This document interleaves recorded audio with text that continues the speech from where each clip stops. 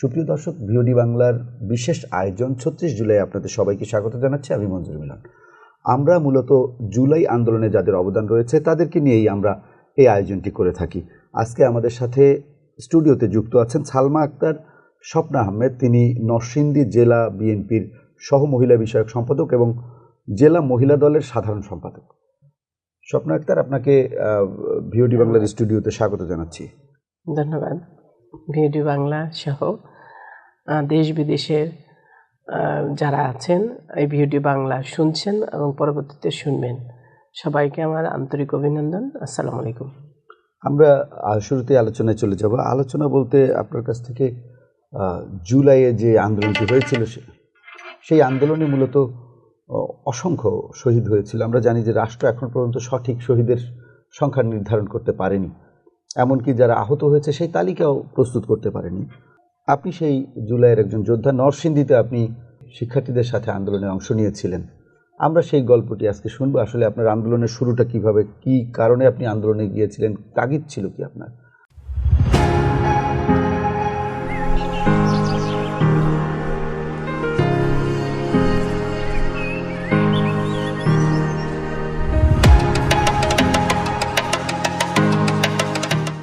প্রথমেই বলছি, আসলে ৩৬ দিনে তো কোনো আন্দোলন হয় না। আপনারা জানেন আমাদের অসংখ্য নেতাকর্মী নিহত হয়েছেন, আহত হয়েছেন।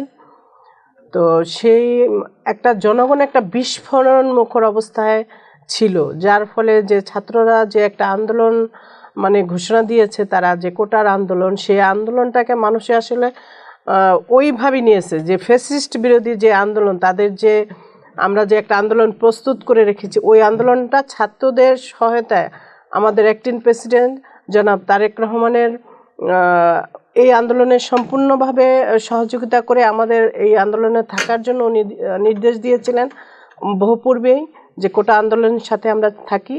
এবং সেই ঘোষণার সাথে একাত্মতা প্রকাশ করেও আমরা স্টুডেন্টদের পাশে আমাদের মেয়েদের নিয়ে আমরা আন্দোলনের প্রথম দিন থেকেই একদম শেষ দিন পর্যন্ত আমরা মাঠে ছিলাম।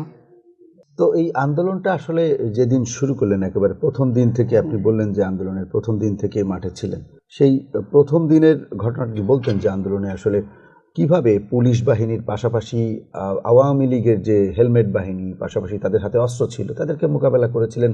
নারী হয়ে কিভাবে তাদেরকে মোকাবেলা করেছিলেন কোনো অস্ত্র ছাড়া? প্রথমেই আমি আসলে জুলাই যুদ্ধে যারা নিহত এবং আহত হয়েছে তাদের আত্মার নিহত হয়েছে যাদের আত্মার প্রতি শোক এবং সমবেদনা, এবং আহত যারা হয়েছেন এবং আজকে যারা হসপিটালে মৃত্যুশয্যা কাতরাচ্ছে, চিকিৎসার অনেকেই হয়তো ওইভাবে পাচ্ছে না, আমরা যতটুকু খবর জানি, প্রত্যেকের প্রতি আমাদের সমবেদনা। তো প্রথমে আমরা যখন আন্দোলন যেদিন শুরু হয়, ঘোষণা দেয় আমাদের নরসিংদীতে, তো প্রথমে আমি আন্দোলনের ৩টা থেকে শুরু হওয়ার কথা, আমি আমার দলের একটা মেয়েকে নিয়ে আমি একদম নেকআপ পরে আমি ওই আন্দোলন স্থলে যাওয়ার পর আমি দেখতে পাই, এবং তারা প্রতি জায়গায় তাদের লোক নিয়োগ করা ছিল, দাঁড়াই ছিল রাস্তায় কোনায় কোনায়। আমাকে তারা চিনতে পারেনি, কিন্তু আমার সাথের যে মেয়ে, আমি যেহেতু একটা দল করি, আমাকে চেনে এখানে সবাই মোটামুটি। তো ওই মেয়েকে সে চিনে ফেলে ফোন করে বলল যে কেউ আসতেছে এদিকে। তখন আশেপাশে সবাই অবস্থান করতেছিল, আমি ওই রিক্সা নিয়ে ওই অবস্থানে চলে যাই যেখানে আমাদের আসলে ডাকা হয়েছিল, এখন তাহমিদ চত্বর যেটা। তো ওই পাশ থেকে তখন ছাত্রলীগের সন্ত্রাসীরা তারা মিছিল করতেছিল, আমাদের সংবাদ পেয়ে তারা আমাদের আমি রিক্সায় ছিলাম, আমাদের সামনে চলে আসে এবং তারা আমার সামনে 10 হাত দূরে 2টা ককটেল ফোটায়। আমি দৌড়ে, শুনবেন সনাবধন্য কাদের মোল্লা যে আমাদের নরসিংদীর ব্যবসায়ী, ওনার বাড়ির ভিতরে আমি দৌড়ে ঢুকে যাই। ওই পাশে গেট লাগানোর ফলে আমার আরেকটা বোমা ওরা আমার উপরে ফেলতে পারেনি। আমরা তখন 2 জনে ছিলাম। প্রথম দিনের ঘটনা এটা।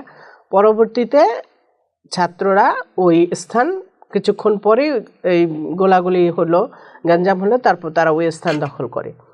এটা হচ্ছে প্রথম দিনের ঘটনা। যে আন্দোলনের প্রথম থেকে শেষ দিন পর্যন্ত আমি ছিলাম। আরেক দিনের ঘটনা বলি, যেদিন আমাদের জেলা বিএনপির অফিস জনাব খায়রুল কবির খোকন ভাই, কেন্দ্রীয় কমিটির যুগ্ম মহাসচিব এবং নরসিংদী জেলা বিএনপির সভাপতি, ওনার বাড়ির কাছেই তাহমিদ চত্বর, আপনারা জানেন আন্দোলনের স্থল।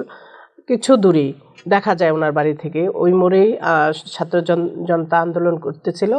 তো আমরা ওইখানে আন্দোলনে ছিলাম। আমি যে প্রথমে আন্দোলনে আমি লাইভ করার কিছুক্ষণ পরেই যারা যখন দেখতে পায় যে সমস্ত ছাত্ররা এখানে বসে এই জ্বালাচ্ছে, তো ওরা ওইটা দূর থেকে দেখে ওরা এসে হামলা চালার এক পর্যায়ে আমি মানে দাঁড়ায় থাকার অবস্থা না, এরকম জনস্রোতের সাথে আমি পাশে একটা মসজিদ আছে, ওই মসজিদের ভিতরে ঢুকি এবং একদম আমি পড়ে যাই। আমার সাথে যে 2-3টা মেয়ে ছিল ওরাও পড়ে যায়। পড়ে যাওয়ার পর একদম পায়ের নিচে আমি এই যে এখানে সেলাইয়ের দাগ আছে, ওখান থেকে পড়ে আমার রক্ত বের হয়। আর আমার সাথের মেয়েটা পায়ে প্রচণ্ড ব্যথা পায়। যদি 2জন লোক আমাদের ওটাই তো ওই দিনই আমাদের মৃত্যু হইতো, শুধু পায়ের নিচে পড়ে। তো আন্দোলনে নরসিংদী আপনারা জানেন অনেক গুরুত্বপূর্ণ ভূমিকা পালন করেছে। 1 তারিখ থেকে, জুলাইয়ের 1 তারিখ থেকে 16 তারিখ পর্যন্ত আন্দোলনটি মোটামুটিভাবে চলছিল। তখনও সেই রকম হতাহতের ঘটনা ঘটেনি, অর্থাৎ আহত হয়েছিল, অসংখ্য শিক্ষার্থীরা আহত হয়েছে সারা দেশে, কিন্তু হতাহতের ঘটনা তেমন হয়নি। কিন্তু 16 তারিখে যখন আবু সাইদের মৃত্যু হয় রংপুরে, এরপরে ওই দিনই আমরা ওয়াসিমের এবং কিছুক্ষণ পর মুগ্ধর মৃত্যুর খবর পাই। এরপরে কিন্তু আন্দোলনটা একটা ভিন্ন ধাঁচে চলে গিয়েছিল, সারা দেশে স্ফুলিঙ্গের মতো জ্বলে উঠেছিল। পাশাপাশি এই ঘটনায় সরকারও অনেকটা বিব্রত হয়েছিল, যে কারণে সরকার ঢাকা বিশ্ববিদ্যালয় ক্যাম্পাস থেকে শিক্ষার্থীদের বের করে দিয়েছিল এবং পাবলিক বিশ্ববিদ্যালয়গুলো থেকে, অধিকাংশ বিশ্ববিদ্যালয় থেকে শিক্ষার্থীদেরকে বের করে দিয়েছিল। তারা কৌশল ছিল একটি আন্দোলন দমনের।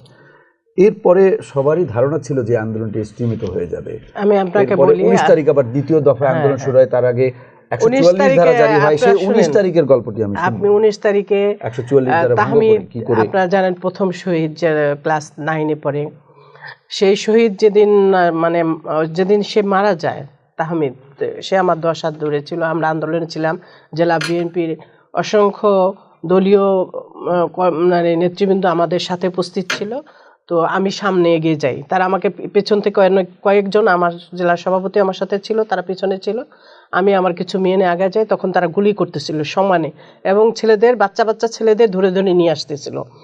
এই রক্ত দেখে আমি সামনে আগে যাই যে তাদের কোনো হেল্প করা যায় কিনা, কিভাবে করতে পারি। তো আমি কিছুক্ষণ আগানোর পরে আমার স্বেচ্ছাসেবক দলের ছোট ভাই আদর, সে আমাকে বলে, ভাবি এই যে পুলিশগুলি আমাদের এই গুলি চালাচ্ছে, তাদের আমরা বন্দি করেছি, আপনি একটু কেরোসিন তেল আমাদের জোগাড় করে দেন, দিলে আমরা তাদের একটা কিছু করব। এরাই গুলি করছে, শুধু আমরা আটকাইছি তাদের চতুর্দিক থেকে। তখন আমার পাশের মেয়েকে আমি বলি, তুমি কেরোসিন আনতে পারবা কিনা, তাহলে নিয়ে আসো।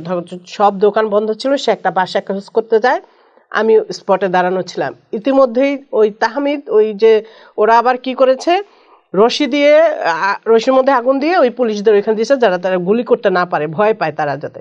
কিন্তু তারা কি করছে, ওই বাচ্চারা সব সামনে দাঁড়ানো ছিল, ওই মুহূর্তে যখন ওই রশির মধ্যে আগুন জ্বালাইছে তখন তারা ভিতরে আটক ছিল, ছেলেরা আটকাইছে তাদের। এই প্রায় 30-40 জনকে গুলিবিদ্ধ করেছে, কারো চোখ নাই, কারো হাত নাই। আমাদের দলের একজন এই চোখ হারিয়েছে ওই দিন, ওই সময়।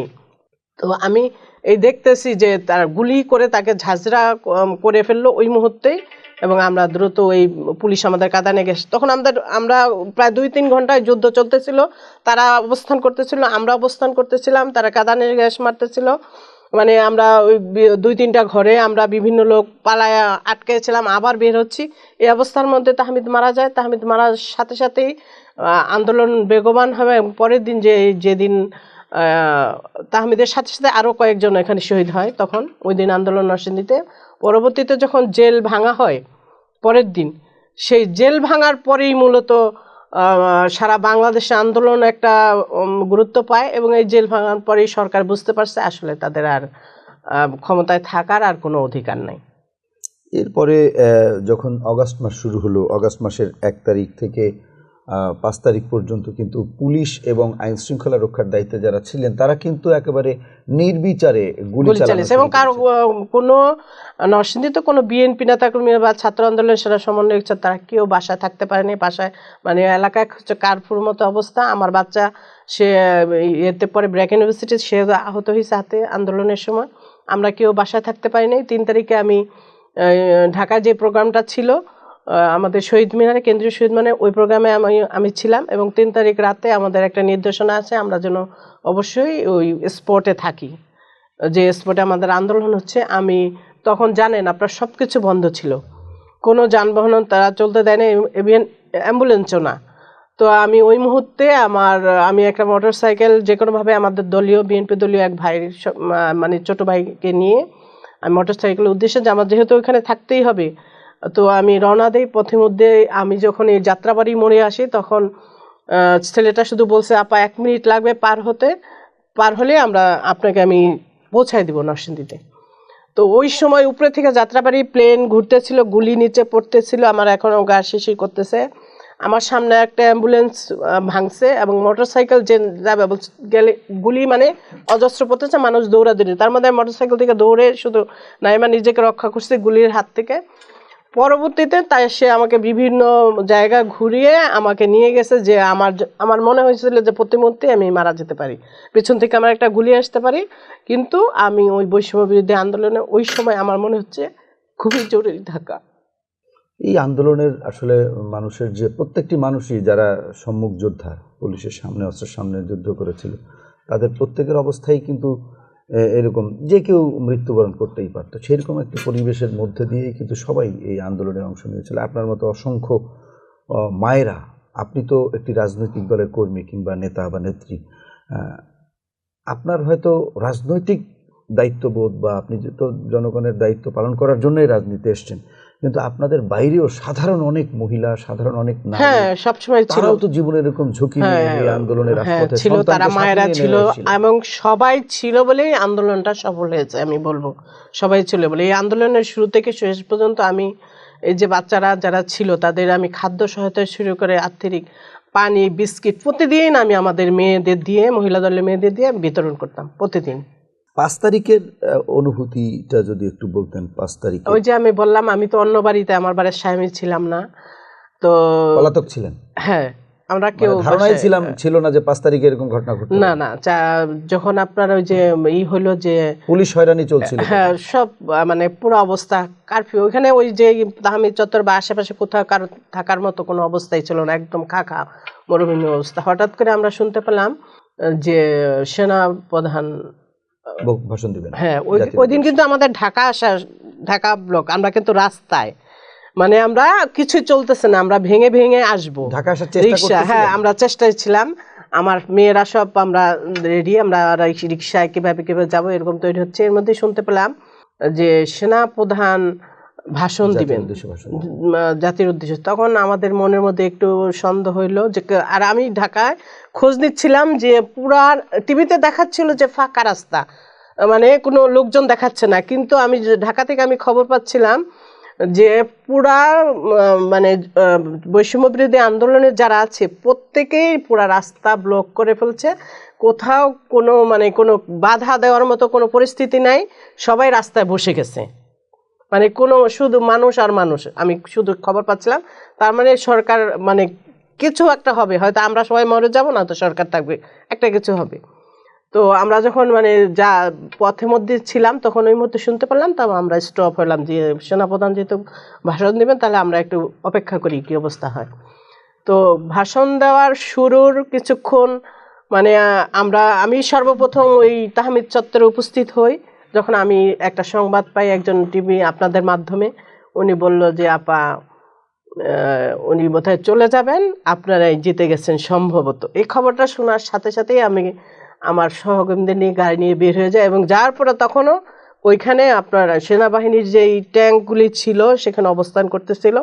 আমরা দূর থেকে বেলানগর ব্রিজের মাথায় আমরা দাঁড়ানো ছিলাম। আমি ওই আরও সবাই একটু দূরে, কেউ আসতে পারতেছে না কাছে, কিন্তু সবাই শুনতে পারতেছে যে কিছু একটা হবে।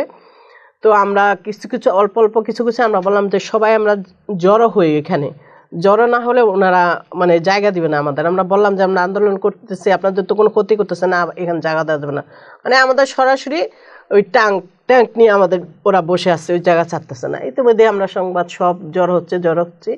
ও ভাষণ দিল, উনি ওই সেনাপ্রধান ভাষণ দিলেন, এর মধ্যে আমরা শুনতে পেলাম যে উনি চলে গেছেন। সেই মানে অভূতপূর্ব যে পরিস্থিতি সেটা আসলে ভাষায় প্রকাশ করার মতো না।